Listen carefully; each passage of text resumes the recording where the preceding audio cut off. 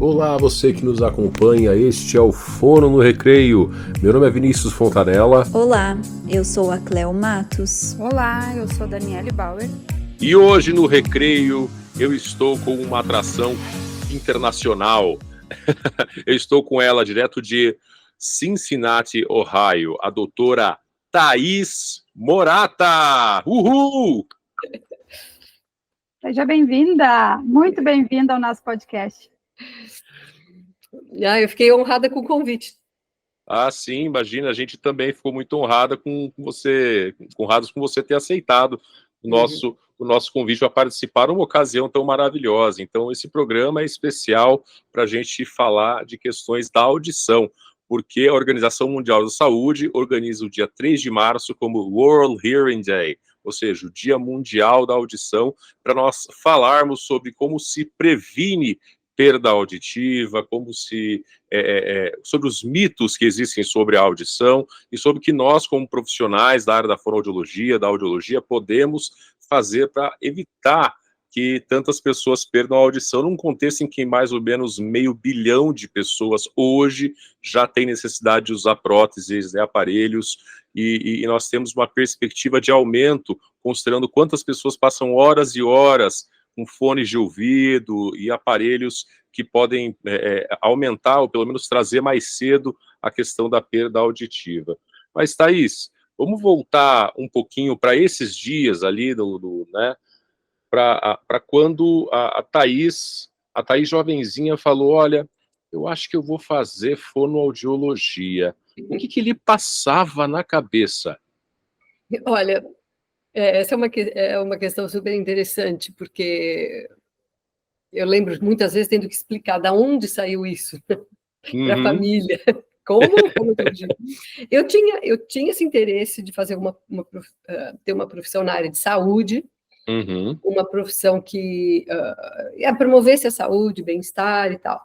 E, inicialmente, eu tinha considerado medicina, mas quando foi chegando mais perto da tomada de decisão e do vestibular, eu percebi que eu não tinha o perfil para fazer medicina, aquela pessoa que eu vi alguém machucada, a perna começa a tremer, eu vi que não era. E daí eu comecei a conversar com outros profissionais de saúde que mencionaram a audiologia, e foi a questão de realmente essa prestação de serviço, de promoção de saúde, mas eu tive que vender essa escolha, né, para a família, para os pais, como uma profissão que não é uma das tradicionais. Meu pai era daquele que só tinham 3 profissões: engenharia, advocacia e medicina, o resto não era profissão. Enfim, mas eu tinha esse interesse de realmente trabalhar em promoção de saúde.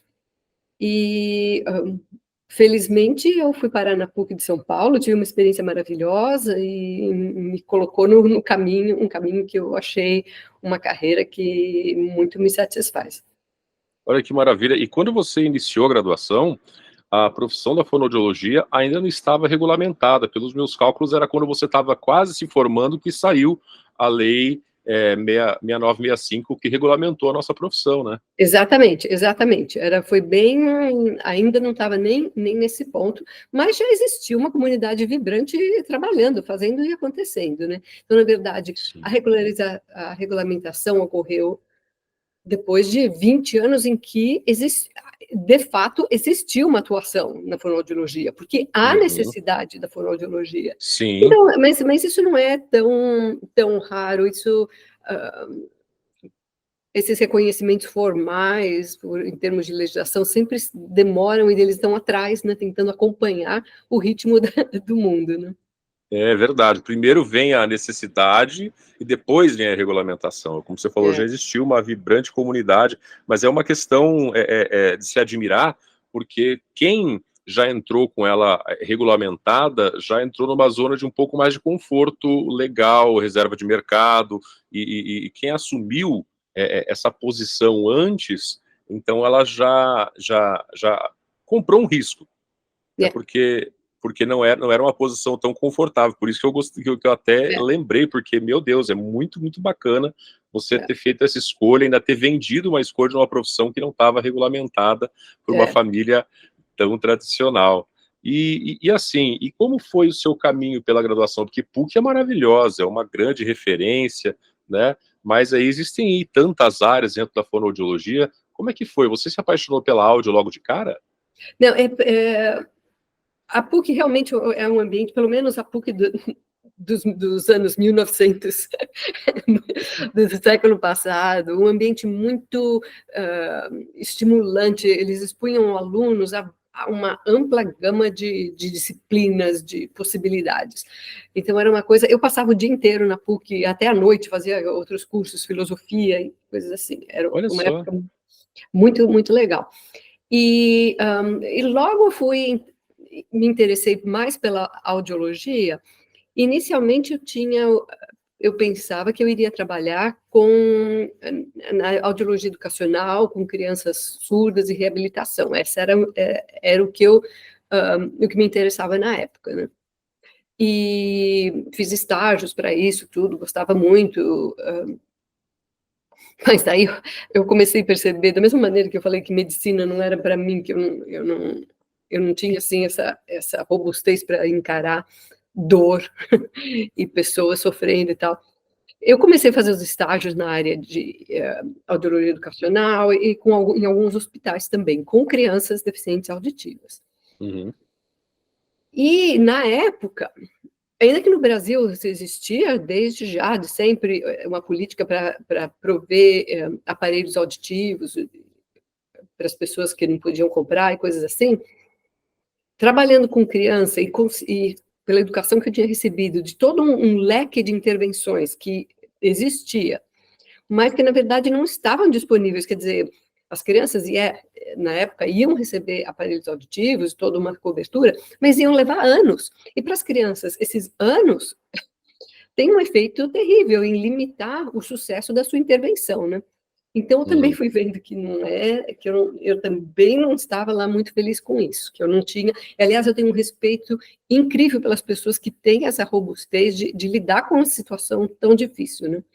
Bom, daí, então, isso eu estava terminando a faculdade, já pensando numa pós-graduação. E a pós-graduação, isso eu tenho que mencionar, meus queridíssimos professores Orozimbo Costa e Maria Cecília Bevilacqua, porque eles sempre foram assim, uma fonte de inspiração e de encorajamento, porque eu dizia, eu gosto de audiologia, mas eu não tenho emprego, o que eu vou fazer? Que adianta? Aliás, meu primeiro emprego nem era em uma clínica de fonoaudiologia de tudo, né?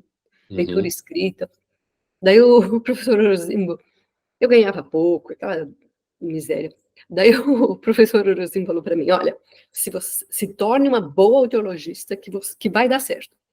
E faz esse mestrado. Daí eu entrei, naquela época, nem todo mundo fazia mestrado, mas eu entrei no mestrado e comecei a me interessar por pesquisa. Mas antes mesmo do mestrado, eu tive uma oportunidade muito única, que foi quando eu estava indo para o último... Não, eu estava no mestrado.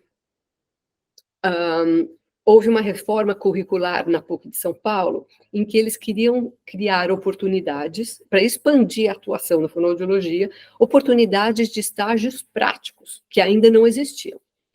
Então, eu e a minha colega queridíssima Doris Leves, da mesma turma, a gente estava no primeiro ano de mestrado, que acabou de sair da faculdade, mas tomamos coragem e nós duas, você podia sugerir estágios em diferentes áreas. E era uma época também que no Brasil estava indo pelo processo de redemocratização. Sim. Então, os partidos políticos tinham mais liberdade e os sindicatos tinham mais liberdade, então tinha uma série de coisas que estavam acontecendo na área de saúde, inclusive saúde do trabalhador, né?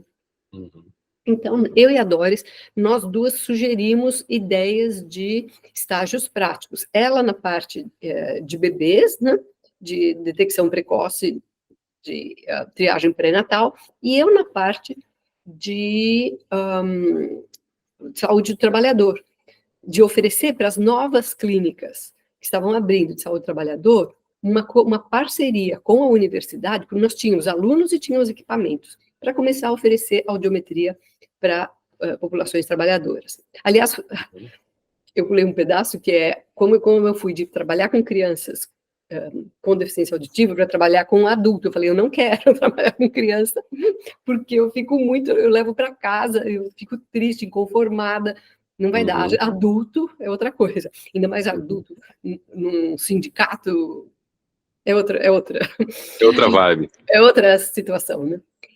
Então, e para nossa surpresa, minha e da Doris, as nossas propostas de estágio fizeram maior sucesso, cheio de aluno. Era a primeira, que eu saiba, nos nossos cursos, foram as primeiras disciplinas a lidar com esses temas. Não tinha no Brasil ainda disciplina voltada para a saúde do trabalhador ou para o estágio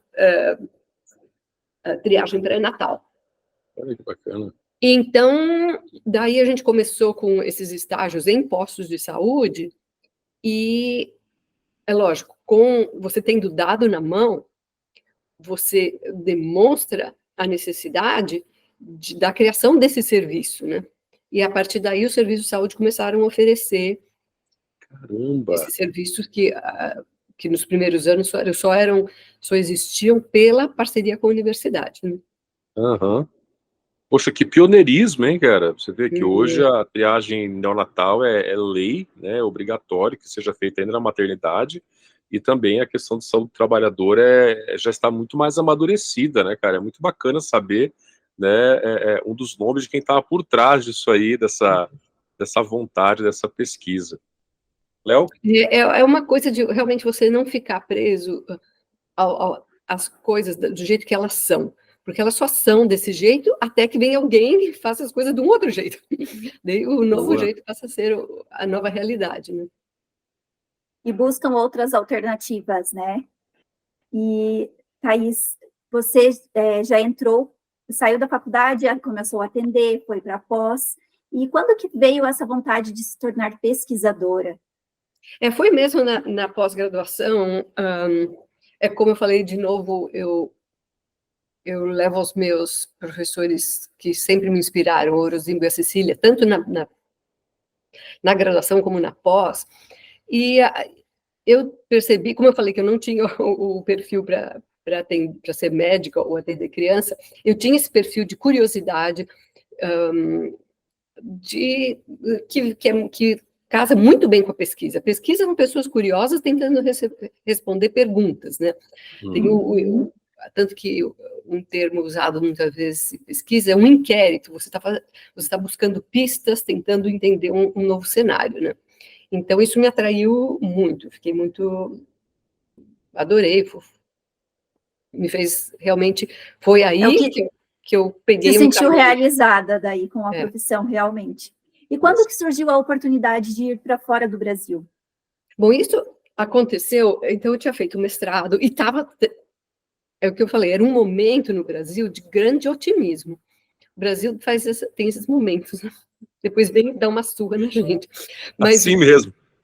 Bom, voltando, naquele momento de otimismo, eu queria seguir, fazer o doutorado, e não tinha, na verdade, por pouca informação. Eu podia ter ficado no Brasil, ter feito doutorado em saúde pública, coisa assim, mas na área específica voltada à prevenção na audiologia, eu comecei a olhar alguns programas internacionais, né? E acabei escolhendo em vir para Cincinnati pela presença desse instituto onde eu trabalho hoje, que é um instituto que faz parte do Ministério da Saúde, né? É parte do CDC, o Centers for Disease Control. E como ele estava aqui, eu falei, bom, eu vou lá fazer um estágio, vou conhecer, porque era um centro muito respeitado. Sim. Mas, quando eu terminei o doutorado, e aqui você tem muita liberdade de escolher disciplinas, não só na sua área, como, por exemplo, o tradicional é audiologia, fala, linguagem, mas eu falei, não, eu não quero falar linguagem, eu quero saúde ocupacional, saúde ambiental. Então, me deixaram fazer disciplinas de audiologia e epidemiologia, toxicologia, saúde pública, educação ambiental, essas coisas, né? Então, essa liberdade me deixou construir um curso que atendia aos meus interesses. Quando eu acabei o meu doutorado, eu tinha opção de ficar mais uns meses, eu fiz um estágio nesse instituto onde trabalho hoje, mas eu queria voltar para o Brasil, porque nós estávamos naquele momento de um grande otimismo, agora vai dar certo, né? E voltei para o Brasil e dei aula 2 anos na pós-graduação da PUC de São Paulo. Mas aí decidiu retornar. Mas foi nos anos do governo Collor. Ui! É. Você voltou com grande otimismo por causa da redemocratização e talvez tenha vivido aqui o impeachment do presidente Collor, a hiperinflação, o confisco da poupança. E olha, para mim, a gota d'água foi quando a Rosane Collor... Porque, olha, roubar da Petrobras, parece que todo mundo rouba, é uma coisa. Roubar da Cruz Vermelha, a Rosane Collor roubou da Cruz Vermelha para comprar tratores e todos os implementos para a fazenda do irmão, da Cruz Vermelha. Isso é um... Eu cheguei em casa, eu chorava. Eu falei, pai, tem alguma coisa errada comigo, porque eu não estou conseguindo me adaptar de volta ao Brasil. Ele falou, não, se você estivesse conseguindo se adaptar, que tinha uma coisa errada. Isso é inaceitável, né? Inaceitável. Alguém que buscava tanto a promoção em saúde e o bem-estar, lidar com situações assim. E eu voltei dando aula na PUC e a gente ia lançar todo o serviço clínico voltado para o trabalhador lá na DERDIC. E a PUC entra em greve. Meses, por causa da situação do país, não era só da PUC, mas do país. E é lógico, eu toda animada, querendo fazer coisas, mais pesquisa, estava muito frustrada. Só esclarecimento, o que é a DERDIC que você falou? Desculpe, a DERDIC é a clínica da PUC de São Paulo. Tá. Ela oferece 1000 tipos de serviço, tem uma escola, quer dizer, faz tempo que eu não sei sobre a DERDIC, mas tinha até uma escola para crianças surdas e todo tipo de atendimento fonoaudiológico. Uhum. Então, a PUC parou e eu continuava em contato com as pessoas que eu tinha estabelecido durante o meu doutorado. E abriu uma oportunidade de bolsa de pós-doutorado no NIOSH, onde eu trabalho hoje, com a Organização Pan-Americana de Saúde. Daí eu falei, olha, fui. Lamento meu Brasil, mas eu fui. Não foi difícil, assim, nesse sentido, né, cara? Você tem a oportunidade de fazer um pós-doutorado nos Estados Unidos, né? E o Brasil estava naquela panela de pressão ali, aquele momento político extremamente conturbado, né, cara? Mas uma coisa, para mim, foi difícil. Deixar o Brasil foi difícil, e por causa disso, nesses todos os meus anos que eu tenho morado fora, eu sempre tive colaborações com o Brasil, com várias universidades. Como eu falei, eu dei aula 10 anos na Tuiuti, em Curitiba. Com outras universidades, eu tenho parcerias de pesquisa e autoria. Eu sempre... Porque é uma situação privilegiada. Aqui a gente tem equipamentos, tem tecnologia, tem suporte estatístico. E no Brasil, eu tenho acesso a populações e a novos serviços, que é um casamento muito bom entre diferentes condições para pesquisa, né? Então, eu sempre procurei manter, sempre... Antes da Covid, eu ia muito para o Brasil. Uhum. Tipo, 3 vezes por ano. Depois da Covid, mudou tudo, né? Mas eu sempre tive essa relação com o Brasil. Eu percebi que, no meu caso, eu estava fazendo mais pela audiologia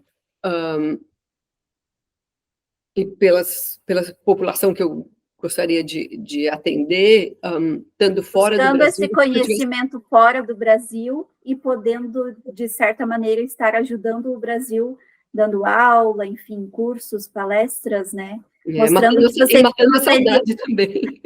Mostrando o que você estava aprendendo fora e trazendo conhecimento para o Brasil, né? Isso é algo, assim, que realmente é de inspirar muitos profissionais, né? Muitas pessoas, porque... não por ser uma questão de privilegiada de estar lá, mas algo nobre a estar se fazendo, né? Trazendo conhecimento para o Brasil. E no sentido, assim, de ir embora do Brasil diante de toda a conjuntura que se encontrava, mas de não abandonar o Brasil, né? De continuar pensando no Brasil e poder fazer essa ponte, continuar, permanecer com esse vínculo e contribuir de forma significativa para a audiologia dentro do contexto do Brasil, né? É lindo de ver. Nossa, é maravilhoso. É um privilégio, de verdade, viu? É maravilhoso. E é interessante que você tenha tocado nesse ponto da conjuntura política econômica do Brasil daquela época, porque a molecada de hoje, de repente, não sabe, não tem noção do que a gente viveu, do que a gente passou. E quanto que isso ajudou, esse movimento que você fez parte, assim, de certa forma, fuga de cérebros, né? Porque quando você tem os países mais desenvolvidos e que tem mais possibilidades para cientistas se desenvolverem, como você falou, com equipamento, com tecnologia, com acesso, com liberdade acadêmica, no sentido de você montar o seu currículo, que isso é incrível, mesmo na graduação você pode fazer isso, né? Enquanto que aqui os currículos são muito, muito, muito, muito mais fechados, mesmo no doutorado, né? Então, é interessante você levantar para que a galera que está nos escutando, que tem uma faixa etária muito diversa, desde pessoas que estão pensando, será que eu faço fono? Será que eu faço...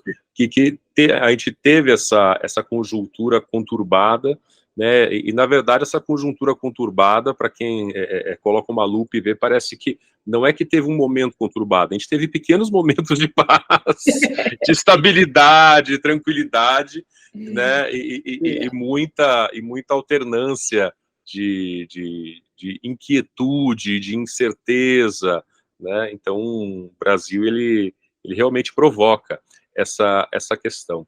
E para quem não sabe, eu conheci a doutora Thaís Morata lá no EIA, no Encontro de Audiologia. Aliás, eu estou com o meu crachado EIA aqui, ó, ele fica aqui no cenário, tá? Ele fica aqui, esse aqui é o do Congresso Brasileiro de Fonoaudiologia, né? Então, isso foi em 2023. Eu lembro que você falou sobre questões também de saúde do trabalhador, sobre pesquisas que você fez aí nos Estados Unidos sobre perdas auditivas, né? E você falou desde perdas auditivas por exposição a agentes químicos, como a perda auditiva induzida por ruído. O que é mais comum por aí? Olha, esse foi, aliás, o meu tema de doutorado, e a maior parte das minhas pesquisas foram nesse tema.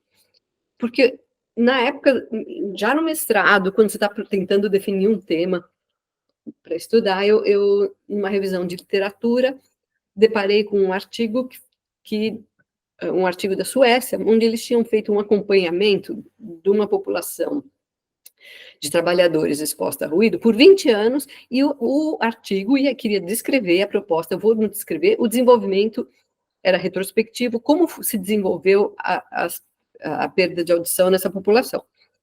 E, para surpresa dos autores, o grupo que estava exposto a uma intensidade menor de ruído tinha mais perda auditiva. Eita! Então, aquela coisa que os autores ficam... E agora? E eles, em poucas linhas, quando eles dão os resultados, eles falam que esses trabalhadores estavam expostos a uma série de produtos químicos. Será que os produtos químicos eram que estavam causando isso? E isso era uma pesquisa da Suécia, onde eles tinham muitos estudos sobre os efeitos neurológicos de alguns produtos no ambiente de trabalho, né? Então, e eu, na época, graças ao estágio que estava acontecendo na PUC, em que os trabalhadores iam aos postos de saúde, que viraram SUS, eu tinha contato com profissionais da área de saúde e sindicatos, porque era o programa de saúde do trabalhador, né? Inclusive, então eu comecei a ter ideias, a conversar com as pessoas, e a única pessoa que falou, eu acho muito bom fazer isso, foi um representante do Sindicato dos Trabalhadores da Indústria Química, que me abriu as portas a possibilidade de fazer essa pesquisa, né? Então, que ele falou, olha, se tem algum efeito, é nessa população que você vai achar, porque as exposições são, né, muito altas. Então, foi por aí que eu comecei, e realmente, mas eu ficava me questionando, espera um pouco, se isso é um tema real, isso é um fato, por que ninguém está prestando atenção nisso? Como é que eu vou fazer isso? Daí, mas se você olhar, pega qualquer livro básico, o tratado de audiologia, e olha o audiograma de uma perda por ruído.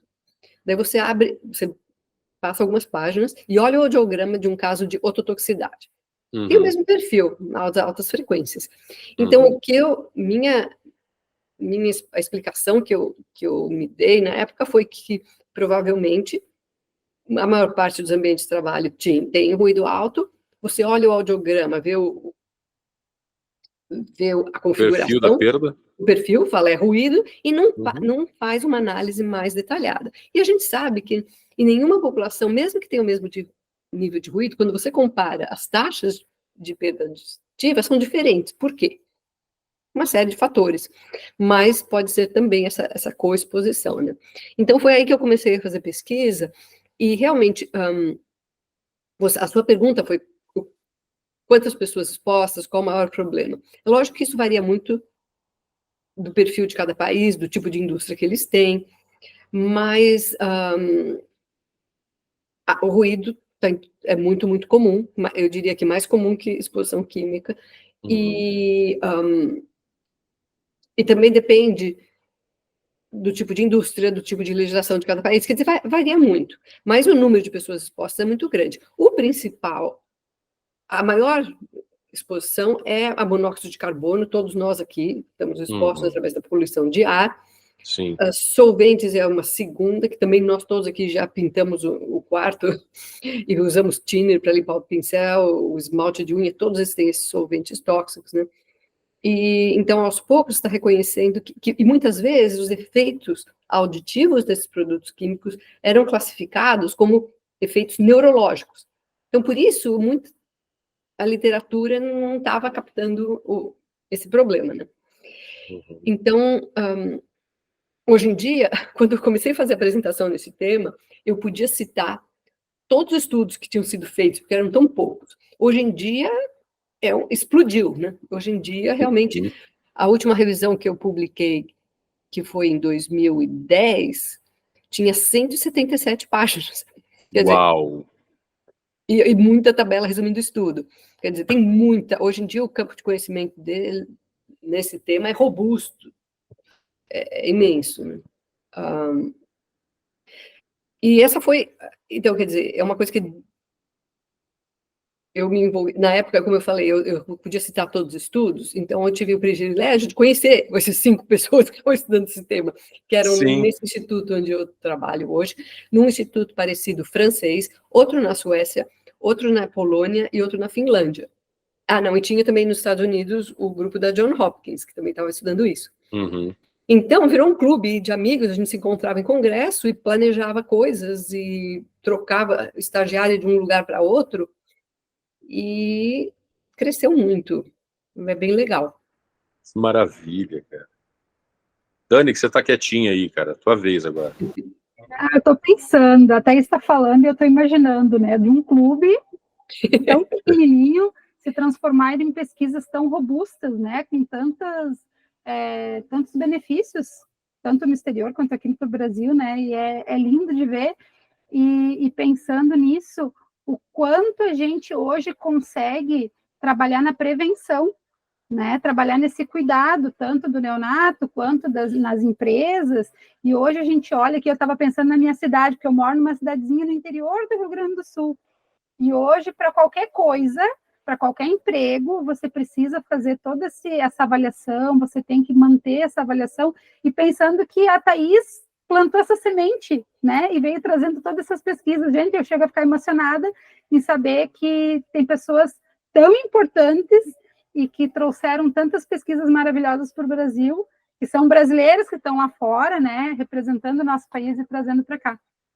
E, Thaís, conta para nós, assim, eu sei que quando a gente está dentro da clínica, quando a gente está em contato com o paciente, é muito fácil da gente trazer um fato memorável, trazer algo assim, para contar. E dentro da pesquisa, algum fato memorável, algo que você acha muito importante compartilhar com a gente, algo assim que marcou a tua vida dentro da pesquisa para compartilhar com a gente? Olha, uma das coisas que realmente me tocou muito e me incentivou, porque uma coisa que eu vou deixar claro, eu não tenho medo de coisas novas, aliás, eu gosto de coisas novas, ideias novas, como eu conheci o Vinícius numa atividade da Wikipédia. Quando eu comecei a falar da Wikipédia, todo mundo olhava para mim, eu estou meio louca. Mas, quando eu comecei a falar em produto químico ou saúde do trabalhador, não fazia parte do caminho tradicional, né? Mas quando eu comecei no mestrado, também me questionando, devo investir nessa área? Por quê? Será que vale a pena ou não? Então, eu comecei com o Sindicato dos Trabalhadores Químicos, do lado de fora da indústria. Tinha uma indústria enorme, um campo muito grande. Do lado de fora tinha a sede do sindicato, e eu comecei fazendo audiometria nesse sindicato para voluntários, quem aparecesse lá, né? E, na época, eu fiquei muito... A minha interação com essas pessoas que iam fazer o teste de audição no sindicato foi realmente emocionante. Eles estavam, assim, admirados, uma que eles podiam perguntar, conversar sobre o tema, e outra, nunca, naquela época, durante toda a carreira deles nessa profissão, nunca ninguém tinha dado um resultado de um exame para eles, ou dado algum contexto, por que nós estamos fazendo isso, o que significa. Eu lembro de um trabalhador com lágrima nos olhos, agradecido. Foi uma coisa que me inspirou e eu nunca esqueci aquela pessoa, né? E também precisa de uma série, isso te ajuda a ter uma certa convicção, né? Eu lembro que, por exemplo, eu estava no sindicato, eles tinham cabine? Não tinham cabine, mas tinham um closet, um armáriozinho no final do prédio que era super quieto. Então, eu fui lá com as alunas e criamos um ambiente para fazer closet, que era horrível. E as alunas, mas isso não é audiologia? Criar a gente ter aqui de marceneiro, fazer cabine? Eu falei, isso é audiologia. Faz parte. Tem que fazer. Você quer trabalhar, não tem cabine, vai fazer, como é que vai fazer? Então, essas coisas foram muito...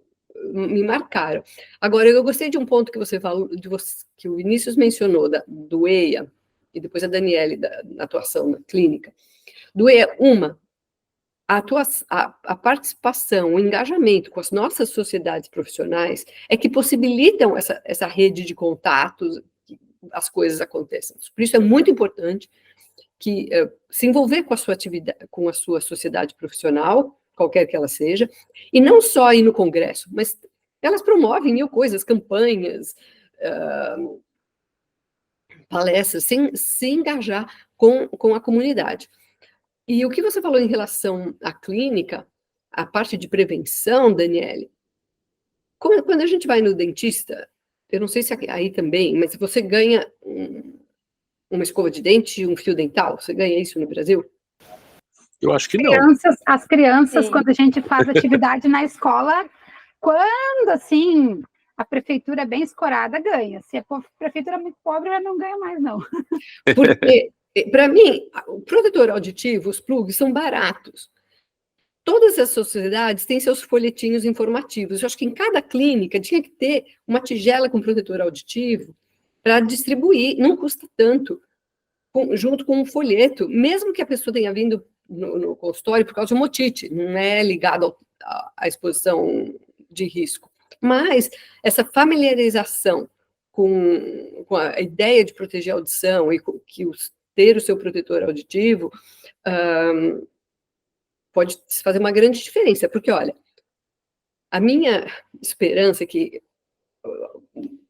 na minha vida não se usava protetor solar, não se usava cinto de segurança, nem fio dental. Tudo isso mudou, hoje em dia faz parte da vida das pessoas, né?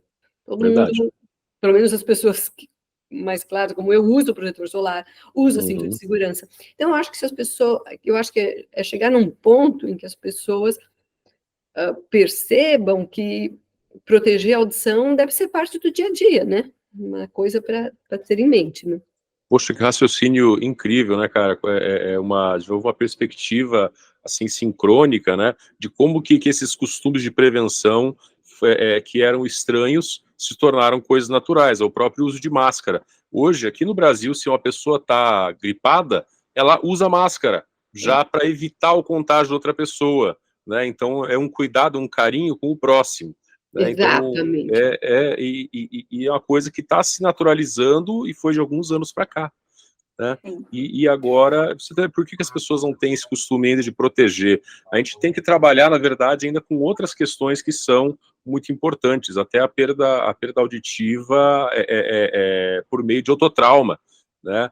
Quando eu estagiei em áudio, eu lembro que era comum, né, que as pessoas cutucassem o ouvido com objetos estranhos, como grampo de cabelo, chave de carro, pregos, aí me coça a orelha, eu pego o prego e faço assim, você estava fazendo a otoscopia da pessoa, não, rapaz, não, isso aí é só porque eu faço com prego, não faz isso não, rapaz.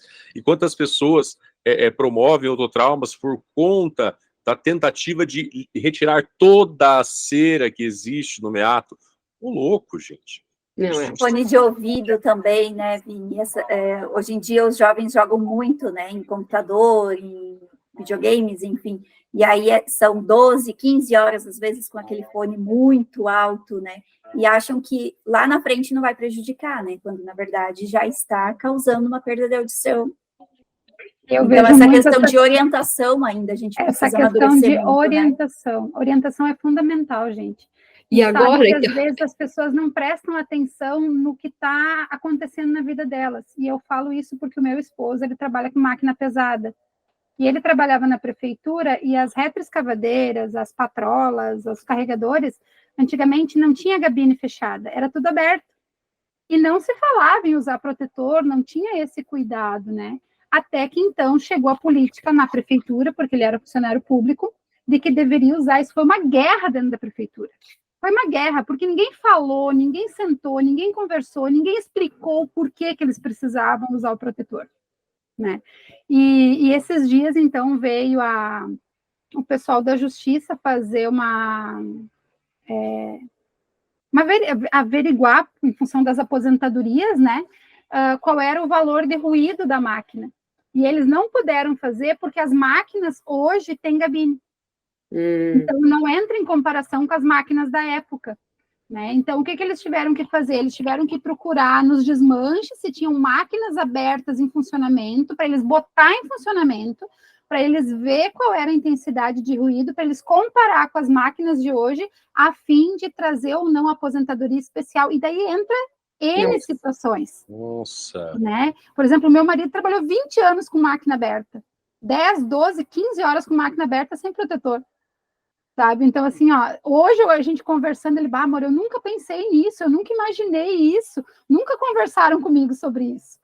Né? Então, é muito essa questão de conscientizar, e isso a gente deve começar na escola, por que não na escola? Na escola, no posto de saúde, no consultório, todo lugar que tem um público que a gente pode tocar um pouquinho, é sempre uma sementinha que a gente planta, né? É central, e é o tema. Agora eu volto para o tema da campanha da OMS, que é para mudar essa mentalidade em relação à audição e perdas auditivas. Porque uma coisa duas estatísticas chocantes. Em qualquer país, demora muito para a pessoa achar que está com problema de audição, até procurar um serviço, até seguir os encaminhamentos, e você vai perdendo em cada uma dessas etapas de tratamento, a porcentagem de pessoas que continua seguindo é baixa. Ganha um aparelho auditivo, não usa. Então, quer dizer, há uma perda muito grande. Isso, mesmo em países como na Inglaterra, como na Austrália, em que a pessoa ganha um aparelho auditivo bom e relativamente rápido, o número de pessoas que não recebem um atendimento necessário é muito grande. E isso tem um custo muito alto a nível individual e da sociedade. Então, como você falou, Daniele, é realmente uma questão de passar informação em todos esses cenários. Na escola, a escola do menino é barulhenta, a professora está com problema de voz, tem que fazer alguma coisa. O professor de educação física. É uma coisa geral, e não é só responsabilidade. Então, quer dizer, eu estou na minha situação, eu estou no Ministério da Saúde, fazendo pesquisa, tudo bem. Mas não é só a minha responsabilidade. É a responsabilidade do profissional, fonoaudiólogo, que tem o conhecimento, tem o acesso a diferentes populações em diferentes cenários para trazer esse aspecto da prevenção, né? E tu sabe que na escola é um lugar muito interessante, porque eu sou pedagoga e educadora especial, e eu trabalhei muito tempo com aluno surdo. E a gente aproveitava o cenário desse aluno dentro da escola, para a gente introduzir Libras, para a gente estabelecer o vínculo, né, e estabelecer a inclusão, mas também de conscientizar, porque muitas vezes eles estavam no ginásio e ele estava com o aparelho e ele reclamava do aparelho em função da gritaria, do barulho. Então, a gente aproveitava todos esses lances que aconteciam dentro da escola para a gente conversar sobre. Quando a gente fazia uma atividade que o som não podia ser muito alto, não somente por causa do aluno que se incomodava, né? Mas por quê? Porque trazia prejuízo. Então, a gente usava as situações que aconteciam na escola para trabalhar esse cenário dentro da escola. E, às vezes, as escolas têm essa oportunidade, mas acabam não se tocando. Então, a gente precisa, enquanto profissional, chegar nessa escola e dizer, olha, que tal a gente propor, né, um projeto assim, uma atividade, porque às vezes a escola está tão envolvida no ensinar, no alfabetizar, na demanda de currículo, que também não percebe que pode trazer esse conteúdo tão importante para o currículo, né? E outra coisa, até entre profissionais de saúde, pediatras, clínico geral, trazer essa questão de fazer perguntas sobre a audição, fazer encaminhamento, e que tipo de encaminhamento fazer, né? E outra coisa, o nosso exemplo é importante. A minha filha mais velha toca numa banda tocava, agora não está tocando tanto, uma banda de rock, e tinha 1000 shows e tal. Então, eu ia para os shows com uma sacola transparente de protetor auditivo e usando o meu bem vermelho para todo mundo ver que eu estava com protetor. As pessoas vinham pedir, e algumas pesquisas na Austrália mostram que você, quando vai a um concerto ou uma balada que é alta, experimenta. Tem uma exposição a um ruído alto, né? Tenta. Muita gente prefere.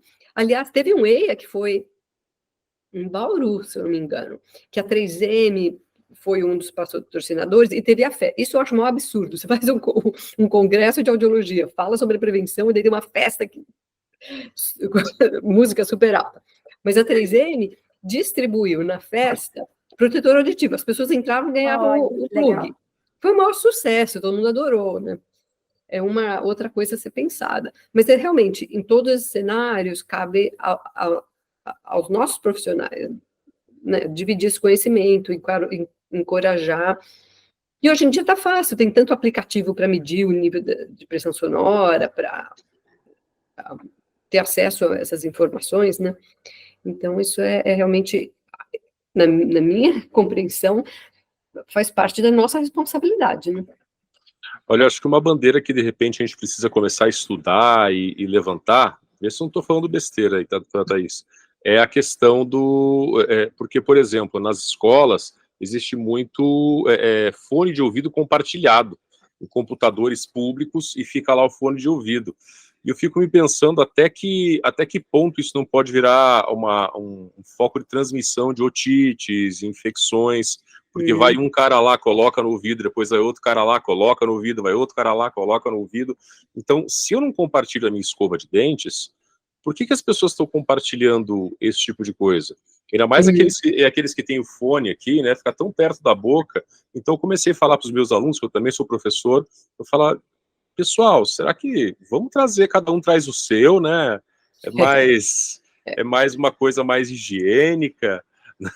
E cada um traz o seu, conecta na máquina, enrola. Não estou falando de trazer um para mim, é para você, para ser individual, né? Porque é uma coisa que tem muito contato biológico, né? Então, e nós sabemos aí, aliás, para quem nos escuta, é muito importante saber que otites, pessoal, inflamações de ouvido, elas também levam à surdez. Tá? Se você tem otite de repetição, aí é muito importante buscar atendimento, porque isso leva à perda de audição. Tá? E a perda de audição leva a outros fatores complicadores, como depressão, perda de equilíbrio. Outras pessoas, eu tenho um zumbidinho e acha que não é nada. É bom investigar, porque o zumbido pode ser um sinal para a perda auditiva. E esse é um dos intuitos do programa de hoje, trazer um pouco desse esclarecimento para a população de como é importante a gente parar um pouco e olhar para essas questões. Se a gente conseguiu distribuir preservativos em unidades de saúde, e sendo que o sexo ainda é um assunto que é um tabu, ainda na nossa sociedade, por que a gente não distribui da mesma maneira o plug o protetor auditivo, que é uma coisa também de custo bem baixo e de processo de fabricação fácil, ou seja, não é para ser uma coisa tão escassa, né? E as pessoas não têm esse costume. Olha, eu conheço poucas pessoas que usam esse protetor ali, esse descartável que a gente coloca, né? Que eu acho muito bacana quando as pessoas utilizam. É importante pensar na saúde auditiva da nossa população, porque depois, né, esse cuidado, se a gente não pensar agora, depois que perdeu, é mais caro até. Os aparelhos, eles não são baratos, e muitas pessoas, elas recebem o aparelho do sistema de saúde, que gera custo para o governo, e depois ainda vão a uma clínica particular porque não se adaptaram, porque aquele não é o mais legal, a tecnologia, de repente, não é a última, ou não tem um padrão de percepção sonora, ambiental, tão boa. Então, ele já gerou aquele custo para o cofre público, depois ele vai lá no particular, né, faz um financiamento, que é também subsidiado pelo governo, então gera um custo. A prevenção, ela gera uma economia, né, de modo geral, né? Então é importante a gente cuidar da nossa audição. Vocês me veem aqui, ó, você está com um fonão de ouvido, mas esse fone de ouvido, ele inclusive me protege, porque ele tem uma proteção ativa de ruído, significa que, tipo assim, eu estou com o ar-condicionado ligado, eu nem escuto, né? Então, e eu não estou com uma música rolando aqui, então, e ficar várias horas. Aliás, uma das conquistas das sociedades que pesquisam essa questão do ruído, vocês já perceberam, quando você está no seu celular, você conecta o fone, você começa a levantar o volume, ele fala, viu, já deu 85% da força total. Sugiro que você não levante mais. Então, se você precisar levantar mais o volume, você, por favor, não fique muito tempo exposto a isso, porque é um assunto muito sério, não é mesmo, Thaís? E esse aspecto das novas tecnologias, dos novos fones, está realmente facilitando muito essa disseminação de informação e até tornando mais interessante. Hoje em dia, todo mundo quer saber, com os aplicativos, com essas novas tecnologias, quantos passos deu, pressão sonora, quantas horas dorme. E hoje também você sabe, como você mencionou, o nível de ruído está alto, não está... Então, realmente, a participação e o engajamento estão ficando mais fáceis pelas novas tecnologias, né? A gente está se beneficiando. Até naquele último E que eu participei, eu acabei fazendo uma pequena publicação de um relato meu de nível de pressão sonora dentro de ambiente escolar. Né, porque eu trabalhava naquele momento numa escola que estava assim, com um nível de pressão sonora muito alto, por uma questão arquitetônica. Eu acabei conversando com um cara que é engenheiro, que trabalha com questões acústicas. Eu estou brigando com a minha iluminação enquanto falo com você, porque ela está caindo aqui. Né? Então ele trabalha com essa questão, e ele falou, olha, você cuidar da questão sonora quando você está construindo uma coisa, custa 1.000 para fazer certo, e custa 2, 3, 5 mil para consertar depois que fez errado. Então é muito mais econômico, faz muito mais sentido você fazer certo de uma vez. Né? Então, era uma escola que ela tinha um perfil arquitetônico, assim, de dar muito eco, então era muito desgastante trabalhar lá. Os alunos, especialmente alunos neurodivergentes, eles entravam em crise pelo o quão ecoava o barulho naquela escola. Então, um ambiente que não foi projetado sem ninguém pensar nessa questão do ruído. Fora algumas situações, né, quem é professor já trabalhou numa escola que está em reforma, e as reformas, elas nunca acontecem nas férias. Elas, né, eu já tive que dar aula com um cara, tentar dar aula com um cara do lado, fecha a porta, e do outro lado da porta o cara está com uma britadeira quebrando o piso. Nossa. Aí eu fui lá, coloquei o microfone, nem com o microfone dá certo. Né? Então é uma questão de conscientizar, porque para todo mundo que está envolvido ali, isso era uma questão normal. Né? E o operador da britadeira estava lá com o seu EPI, e todo mundo estava ali do lado da britadeira. Thaís, e já que a gente entrou no assunto das novas tecnologias, você passou, assim, por momentos grandiosos dentro da audiologia, né? E hoje em dia o que é muito falado é sobre a inteligência artificial. Até no EIA teve, no Congresso Brasileiro teve. O que você tem para nos contar sobre essa grande novidade que está chegando para o mundo da audiologia? Olha, realmente, as coisas estão mudando a cada dia. Né? Hoje já não é como era ontem. Então, com o lançamento do ChatGPT e outros plataformas parecidas, o que se tornou mais pública, a discussão veio mais ao público, né? Mas tem muitas dessas plataformas parecidas, né? E duas novidades. Uma tem um grupo internacional que se chama Audiologia Computacional, em que realmente eles lidam com o uso da inteligência artificial para prever diferentes suscetibilidades, para analisar e valorizar o input, a informação que você tem da pessoa, do seu paciente, das dificuldades de escuta que ele passa, não depender só de audiograma, o audiograma é tão limitado, né? Uhum. Mas valorizar a queixa, que ela te dá muita informação. E quais são... Então, a inteligência artificial está sendo usada para analisar esses relatórios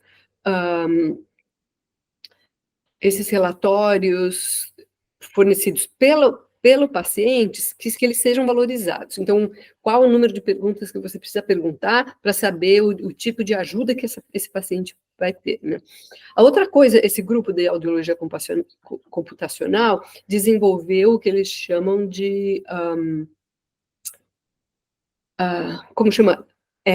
Alan, o audiologista virtual. É um robozinho lindo que você pode perguntar coisas de audiologia. Está ainda em desenvolvimento, mas é uma coisa que não dá para querer que eles deixem de existir. É a realidade. Inclusive, eu acabei de vir de um congresso em que eu vi um post em que o pesquisador ele usou 3 dessas plataformas, o ChatGPT, o Bard, que eu acho que é Google, e um do Microsoft, fazendo perguntas de audiologia. Perguntas simples, perguntas médias e perguntas difíceis, e analisando o tipo de resposta. É uma realidade, e a gente não pode fechar os olhos e querer que isso desapareça. Não. Como é que a gente pode aumentar justamente o conhecimento das pessoas usando essas plataformas e informando essas plataformas? A teleaudiologia, super importante, principalmente num país do tamanho do Brasil, que tem seus desertos de atendimento, é uma outra coisa que é muito importante utilizar a tecnologia. Uma das coisas, eu vou ter que falar da Wikipédia, porque eu adoro a Wikipédia. Uma das coisas todas essas plataformas de inteligência artificial, elas usam dados que estão em fontes abertas. Se bem que as revistas científicas estão tentando programar para a leitura de revistas científicas, mesmo que não sejam de acesso livre. Mas, então, essas plataformas vão procurar o que tem de acesso livre, e por isso que é importante trazer o conteúdo científico para a Wikipédia, porque é uma das fontes mais consultadas para dividir informação, e é o projeto que a gente apresentou no EI do ano passado, né, com financiamento da FAPESP. Então, eu acho que é um momento super, super interessante. É lógico que há sempre a preocupação da desinformação, né? A gente coloque o prego realmente funciona para tirar toda a cera, não vai ter alguém falando isso, né? Então, as fontes, né? Por isso a importância de buscar estudos, de publicar estudos, de colocar em plataformas que tenham livre acesso a toda a população, para que essa tecnologia consiga buscar informações verdadeiras, né? E não, não informações falsas. Eu estou envolvida em alguns cursos de pós-graduação, e houve um debate muito grande das universidades. E agora? A gente proíbe os alunos de usar o ChatGPT? E outros professores, que inclusive estudam redação, tem uma abordagem diferente. Não, tem que falar para o aluno usar. Então, você pega um capítulo de um livro, um texto, e fala para os alunos criarem perguntas para o ChatGPT e analisar o que o ChatGPT faz em relação a esse tema, é correto, não é? Tem que aprender a usar esses instrumentos, porque eles não vão desaparecer. Uhum. Uhum. Trazer a tecnologia a favor da ciência, a favor do estudo, a favor de conteúdos de relevância, né? Para o bem, é verdade, porque não tem como a gente simplesmente fingir que não está ali, né? Ah, não vamos fazer que não existe, mas está ali, então vamos trazer para o bem, vamos usar para o bem, realmente. É isso aí. Para o nosso pessoal que, assim, ainda, de repente, não compreendeu, como você descreveria o seu trabalho aí no Ministério da Saúde, Thaís? Olha, o instituto que eu faço parte é um instituto de pesquisa. A nossa responsabilidade é estudar tudo que tem no ambiente de trabalho que possa afetar a saúde do trabalhador, desde a saúde mental até a saúde física, desde doenças até acidentes, em tudo, né? Então, a gente estuda agentes de risco, estuda os dados de epidemiologia, a distribuição de diferentes patologias na população em geral, com certas categorias profissionais, e a gente faz recomendações. No Brasil, o Instituto Parecido é a Fundacentro, só que a Fundacentro está no Ministério do Trabalho. Aqui a gente está no Ministério da Saúde. Aqui, no Ministério do Trabalho, tem a OSHA, que é uma agência que faz a legislação e faz fiscalização. Então, toda vez que a gente faz uma recomendação, a OSHA tem que responder de alguma maneira. Não sei, mas daí envolve política, envolve legislação, quer dizer, não acontece sempre, não acontece, é muito difícil mexer na legislação. Uhum. Então, a gente publica, eu publico como em revista científica, mas também publico as publicações que têm a marca NIOSH, que é o meu instituto, dentro do CDC, que são recomendações daí específicas, ou para uma categoria profissional, ou para um determinado agente de risco, ou para... E outra coisa que eu faço, que eu ainda não mencionei, vou mencionar rapidamente, uma coisa que está crescendo, é estudos para avaliar a efetividade de qualquer intervenção que você faça, ou no tratamento ou na prevenção. É responder a pergunta muito simples: isso funciona? Você está sugerindo que eu tome injeções para minha LER, mas injeção funciona? Ou então fisioterapia ou cirurgia? O que funciona? Uhum. Então, a gente tem várias, que é a prática baseada em evidências, em que avaliam a efetividade de intervenções, né? Isso é uma prática que está crescendo muito, que ainda não é comum na audiologia, mas a gente tenta promover essa prática também. É legal, porque... Mas, fechando, eu fazia muita visita à fábrica, media ruído, audiometria. Hoje em dia, eu mais uso dados que estão disponíveis, dados abertos, fazendo análise, né? Eu tenho muitas publicações, como eu falei, com o Brasil, pesquisa de campo feitas na fábrica, mas o meu dia a dia é ler e escrever. Então o teu trabalho é mais com estatística mesmo hoje, né, cara? É isso aí, é a vida do cientista. É a vida do cientista, né? E eu acho interessante que você falou que vocês pegam as práticas terapêuticas e questionam o funcionamento. Gente, isso não é duvidar por duvidar. Tudo que é científico tem que suportar pergunta. Tem que suportar isso. Se você começa a perguntar e o cara fala, não, ele está duvidando, então por que não posso duvidar? Né? Se eu não posso duvidar, é fé, não é ciência. Não, e a ciência não está pronta nunca, tem sempre novos instrumentos, novos mecanismos, novas análises, para você estar sempre avaliando, né? Em que ponto, né, de repente, tal terapia, se ela não funciona, em que ponto ela pode ser alterada, melhorada, e assim caminha a humanidade, senão a gente estaria lá atrás ainda, né, estagnado em terapias ultrapassadas. Quanta coisa a gente verificou, né, que não se devia fazer, parou, pensou. Por exemplo, vou dizer uma prática de saúde ancestral nossa aqui do Brasil, que era colocar mercúrio cromo em ferimentos. Acho que todo mundo aqui vai lembrar disso. Nós somos sobreviventes do mercúrio. Um metal pesado, uma coisa assim que é neurotóxico, uma preocupação incrível. A gente vai lá, tem um machucado, coloca mercúrio. Daí a gente começou a pensar, poxa, mas para que a gente faz isso mesmo? Qual que é a finalidade, né? E hoje ninguém mais faz isso. Ninguém mais faz isso. Então a gente precisa evoluir, alguém tem que perguntar por que a gente faz isso. Por que a gente faz isso? Olha que incrível, cara.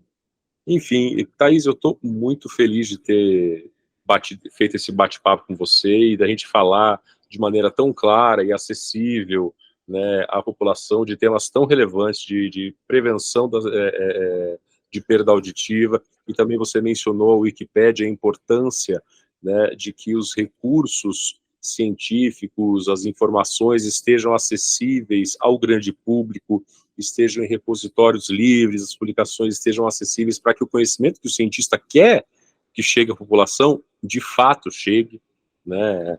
Então, é muito bacana isso, e ainda mais com uma pessoa que tem uma história de vida tão vibrante, uma pesquisadora tão maravilhosa como você, que tive a honra de conhecer. Então, já estamos aí há 1 hora alugando você. O tempo voa quando a gente está aqui, mas para a gente é um prazer inenarrável ter tido esse encontro, e eu tenho certeza que ele vai florescer no sentido de fazer várias pessoas que nos escutam pensar sobre saúde auditiva, que é uma bandeira que você levanta aí faz tempo, então vai ser muito bacana. Então, em nome aí da Cleo, da Dani, do Foro no Recreio, dos nossos ouvintes, eu quero agradecer você por ter topado participar desse programa com a gente e ter compartilhado uma história tão bacana da sua vida, né, que inspira as pessoas, de repente, que estão pensando, o que eu posso fazer se eu for fonoaudiólogo, que é um perfil profissional muito diferente, e você foi trabalhar no Ministério da Saúde, mexer com dados, ser um proponente de políticas públicas, né, baseado nesses dados, é um perfil muito diferente.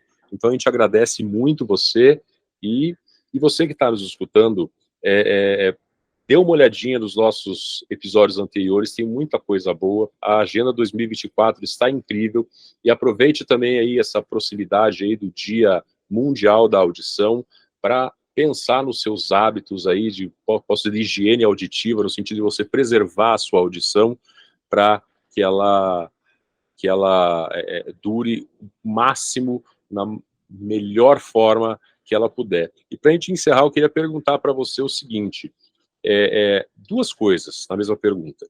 Se você fosse encontrar com a Thaís Morata lá de antigamente e fosse dar um recado para ela quando ela falou, gente, será que eu faço fonoaudiologia?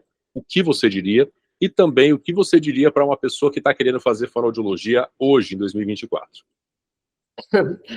Olha, se eu pudesse voltar, é engraçado, se eu pudesse voltar e falar comigo na época que estava escolhendo uma profissão, eu ia falar, vai em frente, continua, mesmo com os equívocos que eu fiz, ou caminhos que eu tentei e não deu certo, é assim que você vai aprendendo e até achar seu caminho, né?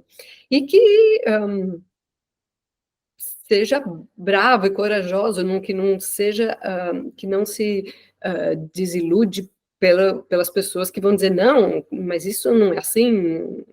Se você acredita, se tem uma convicção, pode fazer as coisas acontecerem, né? Então, eu não faria nada diferente. Agora, eu estou muito feliz de estar aqui, porque a gente está conversando sobre espalhar nossa mensagem, e vocês estão de parabéns por esse programa, por usarem essa plataforma para fazer isso, né? E qual era a segunda pergunta?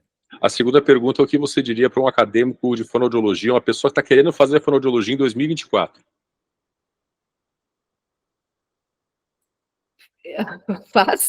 Conversa com as pessoas. Olha, às vezes a gente toma decisões com uma ideia idealizada do que a coisa vai ser. Conversa com as pessoas, com os diferentes profissionais, para saber como é que é o dia a dia. Isso falta em escola, né? Aqui também. Qual é o dia a dia de uma pessoa que trabalha numa farmácia? Qual é o dia a dia de um médico? Qual é o dia a dia do agricultor?